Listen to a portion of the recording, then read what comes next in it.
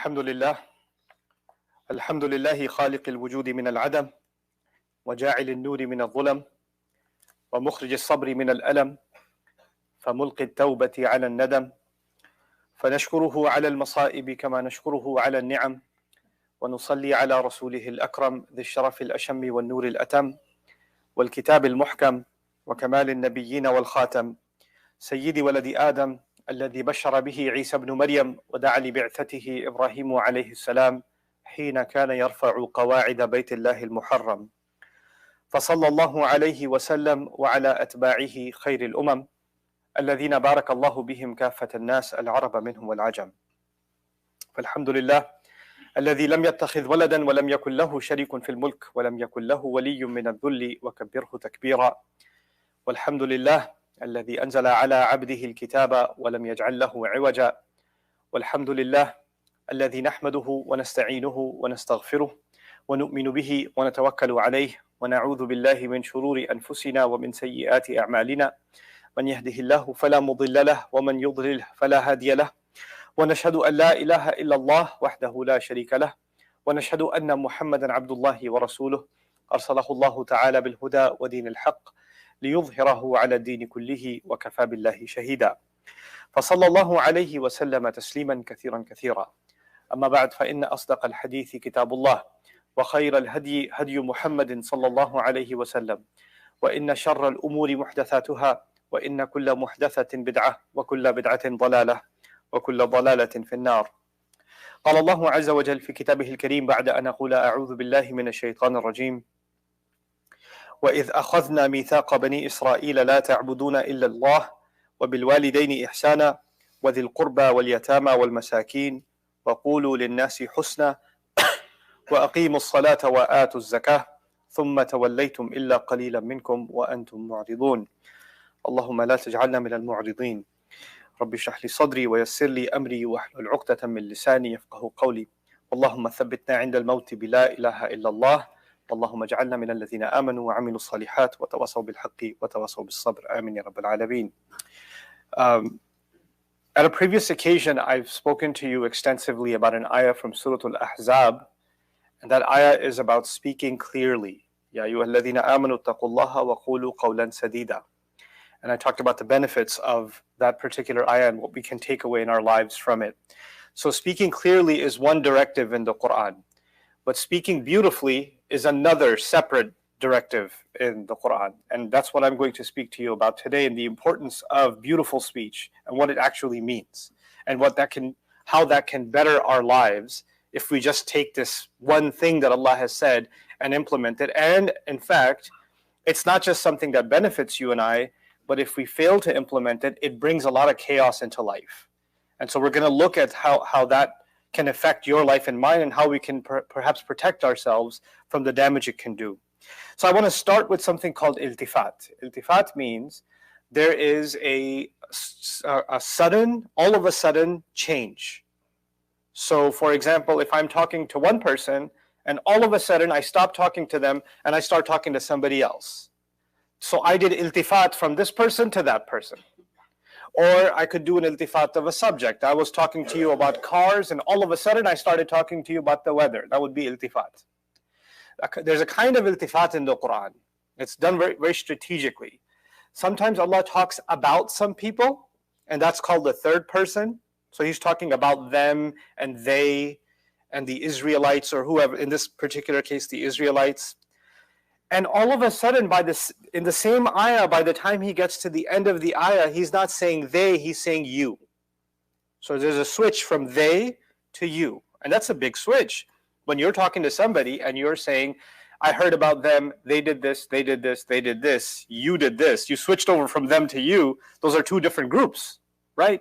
So what happens in this ayah that I'm about to share with you, the 83rd ayah of Surah Al-Baqarah, is this kind of iltifat. And I want your attention on that, because part of what we're going to learn has to do with this iltifat, this deliberate thing that Allah does in the Quran, this transition. So he says, subhanahu wa ta'ala, that when we took the covenant, the promise from the children of Israel, that you shall not worship anyone other than Allah, and you will be the best you can possibly be with both your parents. So he's talking about what he said to them. You won't worship anyone other than Allah. You will be the best you can be to your parents and to close relatives and to the orphans and to those who can't help themselves, al-masakin. And you shall speak to people, وَقُولُوا لِلنَّاسِ حُسْنًا, and speak to people in the most beautiful way. Speak to people beautifully. That's what he told them. Speak to people kindly, beautifully, in a good way.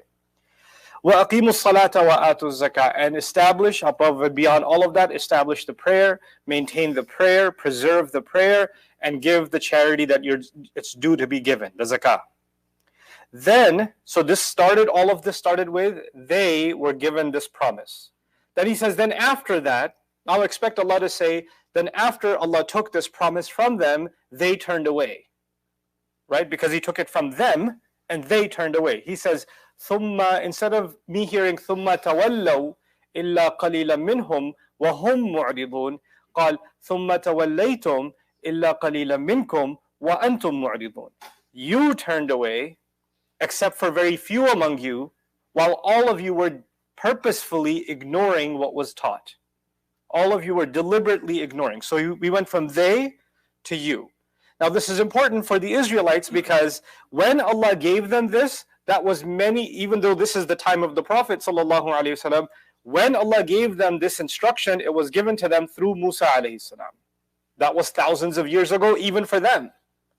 And they've had many generations since then, and the Jewish community that the Quran is speaking to in Medina is actually thousands of years and many generations apart from the community from whom this promise was taken, the original children of Israel.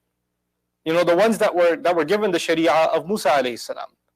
So what did Allah do? Allah, in one ayah, He spanned several centuries, He spanned several generations, and basically told them the same thing that was told to them. It's understood that it applied to all of you. And it's unfortunate that you people turned away. You people turned away. So Allah is making them concerned not with what the people in the past did, but what they're doing. ثُمَّ تَوَلَّيْتُمْ إِلَّا قَلِيلًا مِّنْكُمْ وَأَنْتُمْ مُعْرِضُونَ. Now this becomes a direct criticism of the people that were actually alive and listening to the Prophet ﷺ. This isn't just, oh, the Israelites were given something and they didn't follow it in the past. He brought it into the present. And in doing so, He taught the Muslims something. That when Allah criticizes even those who made mistakes in history, or who were given a responsibility in history, but He switches it over across thousands of years to the present, that's the mindset I'm supposed to have towards the Quran. The words are alive, and if Allah had blessed those people with revelation, and they ignored it, then now Allah has blessed you and me with revelation. Are we ignoring it? And if we are ignoring it, then we're not that different from those same people that Allah criticizes, and He calls them Banu Israel. And we're modeling the same behavior. So in doing so, Allah has given me a formula, right? And it's a pretty scary one. That if I behave, my attitude is the same as them, then I'm no different than them, the ones that Allah criticizes. Now, having said all of that, look at the instructions inside of this ayah. They're the same ones we have in Islam. Don't worship anybody other than Allah. Be the best you can be to your parents. وَقَضَى رَبُّكَ أَلَّا تَعْبُدُوا إِلَّا إِيَّاهُ وَبِالْوَالِدَيْنِ إِحْسَانًا. Then He says, after you're the best to your parents, then He goes on to, وَذِي الْقُرْبَى وَالْيَتَامَى وَالْمَسَاكِينَ, closest relatives. After closest relatives, orphans. After orphans, those that are poor, those who can't help themselves. Now there's a progression. The closest one to you is Allah. You're the best to Allah. When you're the best to Allah, then the first demonstration of that is how you are going to be with your parents. The best you can possibly be. And if you have developed this gratitude to Allah and this appreciation of your parents and the excellence towards them, then it's not just, I'm good to my parents, but I hate my uncles. But I'm really good to my mom and dad, but my cousins, man, if they show their face. No, that transitions over to how you deal with others. And that the first recipient of your goodness is actually your siblings, your uncles, your cousins, your extended family, even your in-laws. These people that are close to you in your life, they become recipients of your goodness. It's remarkable that Allah is teaching a ripple effect here. It starts with Allah Himself. and then it goes over to parents, and then it goes over to extended family. And then he says it goes over to orphans. Why? Because you realize that family is a blessing. Parents are a blessing. And then there are those who don't have the blessing of parents. They've been tested with not having parents alive, kids. So you develop a compassion for children that are tested with that. And in this, what has Allah taught us? That worshiping Allah makes your heart soft towards the pain of others. It makes your heart soft towards the pain of others, even others that you don't even know. Because this is something Allah put inside the heart of a believer and actually put inside the fitrah of a human being. It's in the nature of a human being to feel compassion for others that are suffering. So he says, وَالْيَتَامَى. And then the kids that are suffering, that's the first recipient of our mercy. So obviously children are given a priority. And then on top of that, he says, وَالْمَسَاكِينَ. But it's not only kids. Anybody who's stuck in a situation where they can't help themselves, people that are economically stuck, people that have lost their job, people that are chronically ill and can't take care of themselves. There are all kinds of people that are in the category of masakin. Now you're concerned about them also. You're doing the best you can towards them as well. Anybody you can. And at the end of all of that, you say, well, I give charity. I'm good to my parents. I'm pretty decent with my family. And I take care of everybody else too. I check. I cover all those bases. Right? Even though for most of us, that's a really hard thing to do. For me and you, that might be really hard to do because some of the most epic drama that you face in your life comes from your family, comes from siblings, comes from uncles, comes from parents, comes from children, comes from spouse, right? So the most arguments you have are not with people that are 3 degrees of distance from you. They're the ones that are right next to you. They're the ones that give you and I the hardest time, and we give them the hardest time. And so if you pass through all of that, what does he say? وَقُولُوا لِلنَّاسِ حُسْنًا. It's interesting, he said, he could have not mentioned the maf'ul bihi or muta'alliq here, but he did. He says, and you're going to speak in the most beautiful way to people. In other words, it's not just, I take care of my people and everybody else, you better watch out. Nobody better mess with us, right? Before they get to put me down, I'm going to put them in their place. You have this kind of gangster mentality that I learned actually when I was in high school, when I came to the United States. It's the antithesis of what I had learned living in traditional Muslim societies. But when you come here, you have to become rough and you have to become, aggressive almost. Why? Because if you come across that way, nobody will mess with you. Because the norm is somebody will put you down. Somebody will target you. Somebody will, bully you in some way or the other. And you have to come across as someone who cannot be taken for a ride. You have to become tough, right? And in doing, what's the best way to do so? Well, you got to learn some pretty bad language. If all your friends are cursing and everybody else is raising their voice and getting, outrageous, you notice that the people that are the safest at school are the people that everybody else is scared of. So you better develop some scary qualities in your personality also, so that people don't mess with you, which is the opposite of وَقُولُوا لِلنَّاسِ حُسْنًا, speak kindly to people. So this is inculcated into us. It's put into us. And in fact, the only time people learn to speak nicely is when either their life depends on it. Excuse me, officer, I'm so sorry I was speeding. That's the only time you're going to speak kindly, right? Or if your employer, your boss, you're going to speak kindly. Hey, sorry, boss. Hey, I'm really sorry I'm late. Or your teacher who's going to fail you, now you're going to speak kindly. In front of a judge in a courtroom, you'll speak kindly. But the waiter at a restaurant, why do you need to speak to them kindly? Hey, why are you late? Excuse me, I'm sitting over here. All of a sudden, the moment you don't get some benefit out of it, or you're not scared of the person, then you can go back to your gangster ways. And you can put everybody else in their place.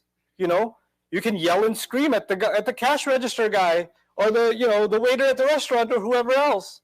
Reminded of a story that a friend recently told me, that they, in Ramadan, they went to iftar at a restaurant. It's very busy, right? And the iftar time came, and they didn't get the food. And usually they serve dates, at least you break your fast. But they didn't even serve the dates. And they prayed Maghrib, and they're still waiting, and they don't even have water or dates. And it's been 40 minutes, they haven't broken their fast. So, and you're already hungry, so you're pretty upset. And the waiter the lady keeps passing by. And she keeps avoiding sometimes the waiters, they avoid eye contact on purpose, because you'll give them the stare of death. They know that. So So they know from the side of their eye, they can see and they ignore you and they just go, right?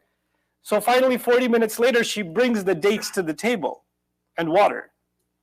And one of the people sitting at the table said, did you break your fast? Because it's a Muslim lady. And she said, no. And she gave her date to her and said, why don't you break your fast? Now that's qulu linnasi husnan, right? But what would we do? What kind of restaurant is this? Let me speak to the manager. I mean, seriously, do you not see us here? You passed us by 40 times.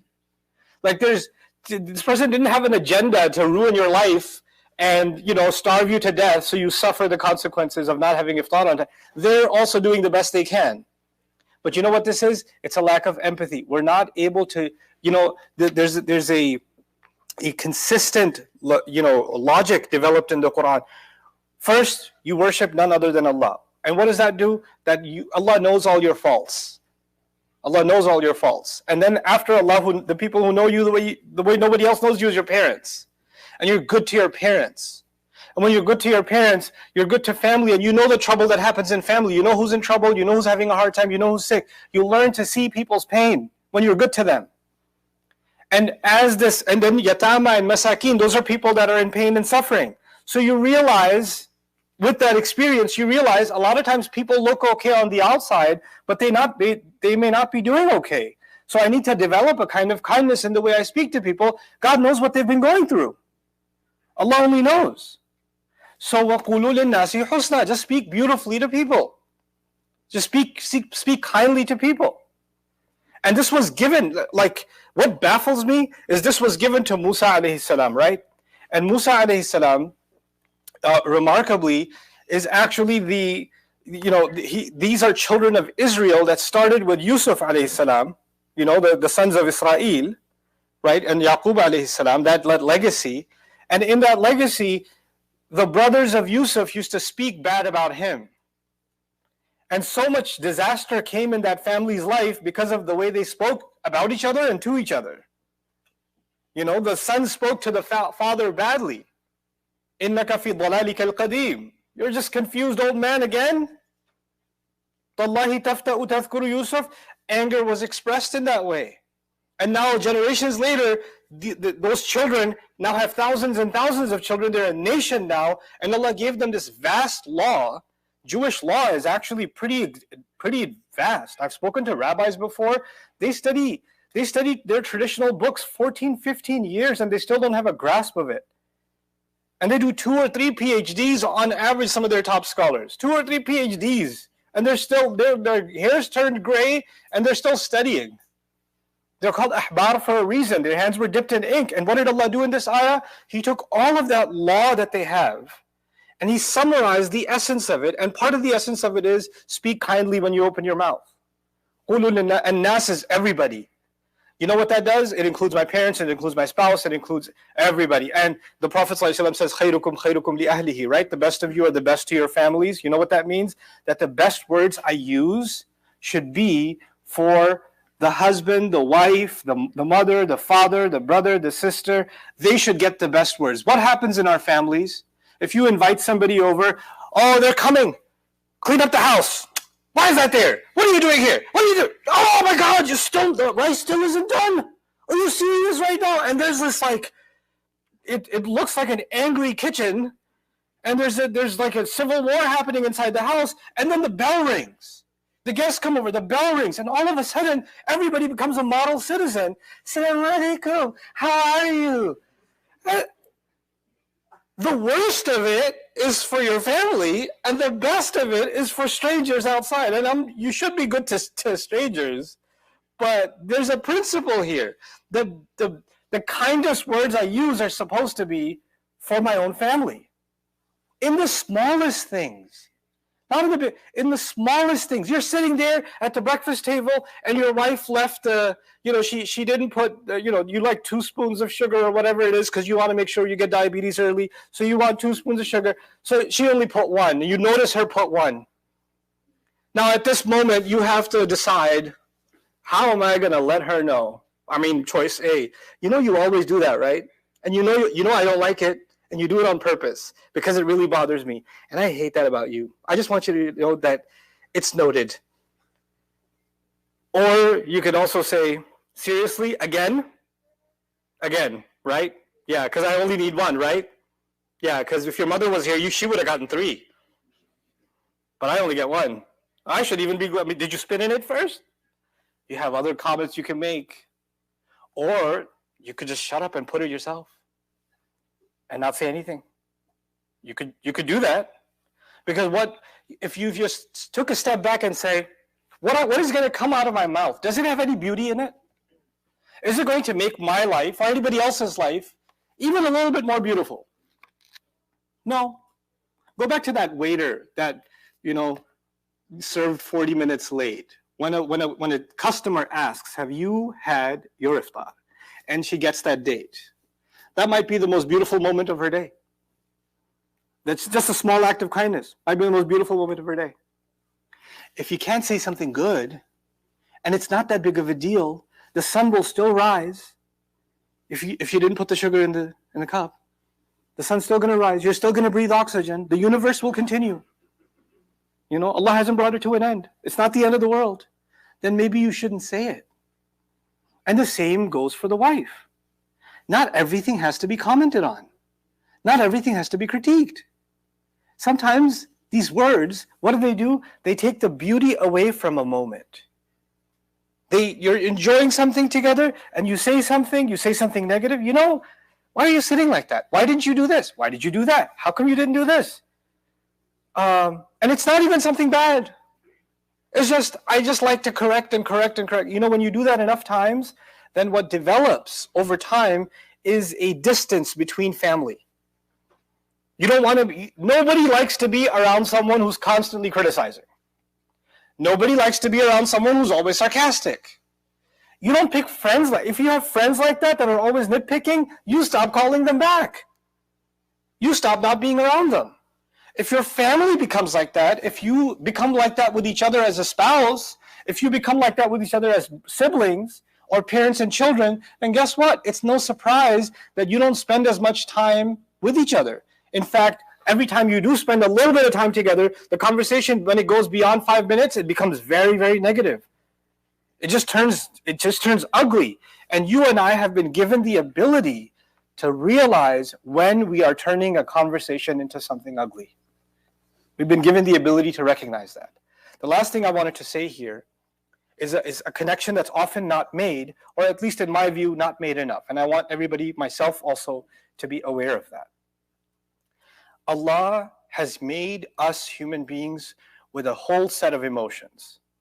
In the course of a day, you can have any number of emotions. Your emotions could be anger, they could be sadness, they could be excitement, they could be you're just in a hurry, you're stressed, you have anxiety, it could be boredom. You could have any number of emotions throughout a day. Allah did not deny us feeling emotions. But what gift did He give us as believers? He, unlike others, what He gave us is, now that you have these emotions, others might say, somebody else who doesn't have this faith might say, well, I have the right to feel what I feel. I have a right to my feelings. But you know what they're saying? What they're actually saying is, I have a right to say whatever I want, however I want, because I have these feelings. Because I'm angry, that's why I said it. What do you think? I don't have a right to be upset? No, what the deen comes along and does is, you have a right to be upset. What you don't have a right to do is take your anger and use words now that are ugly. You can actually express your anger still with beautiful words without letting things get ugly. I didn't like what this was, and I want to make sure that this doesn't turn into something worse. If there's something you want to talk to your family about, that's negative. There's a positive way of bringing it up. There's a less sarcastic, less confrontational, less hurtful, less critical way of bringing it up. And you and I have to actually engage in this exercise. What's that exercise? I need to think a little bit before I open my mouth. Is there a because you know your wife better than anybody else. You know your husband better than anybody else. You know your family better than anybody else. You've had the same kind of fights a million times over. So now you're smart enough to know, if I use the same exact kind of words I did last time to express my frustration, that might not work out so well. That's going to be very hurtful. So I need to find better ways of communicating it. And that's قُولُوا لِلنَّاسِ حُسْنًا. That's the essence of قُولُوا لِلنَّاسِ حُسْنًا. Words are not small things. People feel that they, like I said, with a police officer, with a judge, with everybody else, there are consequences for using words the wrong way. But your family, when we were engaged, then I was really careful about how I talked to her. But now we're married. Now she's stuck. Where's she going to go? Now I can speak to her. And she says, yeah, well, what's he going to do now? And then he says, you didn't talk to me like this before. And she says, yeah, because, that's not the time to do that. This is the time to do that. Because now I can truly express my feelings. No, expressing your feelings in a healthy way is what is needed, because the best of it should come out with our families. And the consequence of that is dire. The very next ayah in the surah is about the Israelites killing each other. You know that? The very next ayah. There's a logical flow. Why? Because words cause wars. Words destroy families. There are things that were said to you years ago, you still remember them because they hurt you. You still remember them like they just happened. So on the one hand, people feel that their anger, their frustration, their whatever stress gives them license to speak however they speak. That's one thing that I want you to be mindful of, that you don't become like that, I don't become like that. The other side of it, and this is the last thing I'll share with you, is that you and I have to develop empathy. In other words, maybe you're not angry, maybe you're not upset, maybe you're not frustrated. Maybe you and I are just insensitive. Maybe we don't realize that the way we speak is hurtful. Just because I don't think it's hurtful doesn't mean that it's not hurtful. If the other person says, hey, the way you said that really hurt me. You say, what? I said it normal. That's how I always tell it. I just called you fatty. But you are fat. I can't speak the truth anymore? In Islam, we speak the truth. Now you could turn this in. You can become impossible. You could be obnoxious. You could turn it around. And when you do that, obviously you're not interested in conversation. You're interested in digging in your heels and making things worse, right? But if you really want to, like this takes iman in Allah. If you and I become mindful of Allah, then when someone points out that we've hurt them with our words, we will take that very seriously. And we will say, I really want to understand how I did that. I didn't realize it. Let me take a step back and think about that. And maybe they're right about something. Maybe there is something I could have changed. Maybe there is something I could have said better. Because if we don't do that, then I'm afraid for myself. You should be afraid for yourself. Allah Azza wa Jalla says, وَيْلٌ لِكُلِّ هُمَزَةٍ لُمَزَةٍ. That the worst kind of hell is for people who speak behind people's back and hurt their feelings, or speak to them in their face and hurt their feelings. And the kul there means they come in all shapes and sizes. There are all kinds of phrases, expressions, facial expressions you can use, communication forms you can use, sarcasm you can use that can categorize itself under lumaza, humaza and lumaza, in fact. So it's not just a thing, oh, you're just too sensitive. Why do you have to make a big deal out of it? Words are a big deal in this deen. Words are a big deal. And I don't want you to, as I speak this, I don't want you to take this, where is this video getting posted? I need to share it with my wife. She really needs to hear this. Or I need to share it with my husband. He really needs to hear it. Oh, can I send this to all of my in-laws? Because they really need to hear this. We all feel that somebody else needs to hear it, but Rasulullah sallallahu alaihi wasallam, who wanted a message that everybody in the world should hear, used to say, "Usikum wa nafsi bi taqwallahi azza wa jal." I counsel you and I counsel myself of the taqwa of Allah. Like, وَمَنْ أَحْسَنُ قَوْلًا مِمَّنْ دَعَا إِلَى اللَّهِ وَعَمِلَ صَالِحًا وَقَالَ إِنَّنِي مِنَ الْمُسْلِمِينَ. I'm from among the Muslims. I am speaking to myself. I need to learn to speak to myself. I need to carefully analyze where am I falling short in this. And for any sincere believer, they will not turn this into a contest. You see, there's a khutbah that scores points against you. And this khutbah puts me, when you start using the religion to win a contest, then the deen of Allah is not supreme. Your ego is more supreme than the deen of Allah. right? So you and I have to humble ourselves to the word of Allah, and I pray for our own benefit and for the benefit of those that we love, that we become kinder with the words that we use with each other and become more mindful of speaking when things are going to have a beautiful consequence. Barakallahu li wa lakum fil Qur'an al-Hakim wa nafa'ani wa iyyakum bil ayati wa dhikri al-Hakim.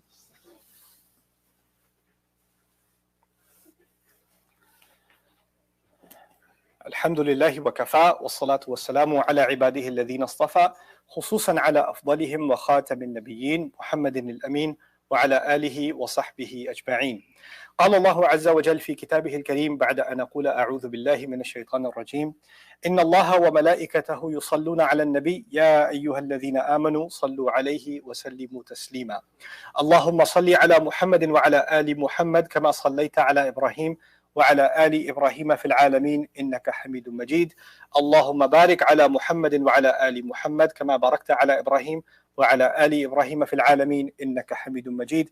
عباد الله رحمكم الله، اتقوا الله، إن الله يأمر بالعدل والإحسان وإيتاء ذي القربى وينهى عن الفحشاء والمنكر ولذكر الله أكبر والله يعلم ما تصنعون. أقم الصلاة إن الصلاة كانت على المؤمنين كتابا موقوتا.